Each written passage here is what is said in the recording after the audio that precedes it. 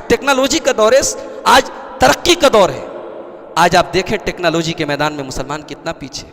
अभी आपने सुना होगा पुलवामा के अंदर अभी हमारे सिपाहियों को मारा गया, दहशतगर्दों ने हमला किया।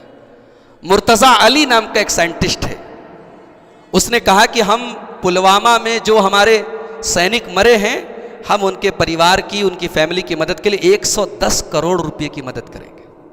मीडिया वालों ने उसको पकड़ा, भाई 110 करोड़ आप कहाँ से लाएंगे?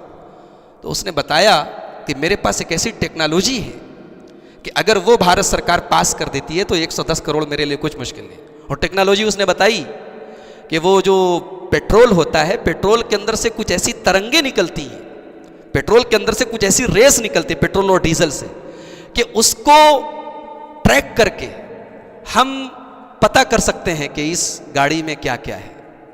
किसी भी गाड़ी के पेट्रोल से निकलने वाली रेस के जरिए हम ट्रैक कर सकते हैं।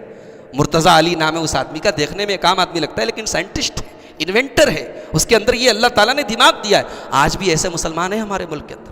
तो हमारे बच्चों को साइंस के मैदान में भी आगे आना चाहिए, टेक्नोलॉजी के मैदान में भी मुसलमानों, ये इस दौर की ताकत है। अल्लाह ताला कहता है वो ताकत अपने अंदर पैदा करो।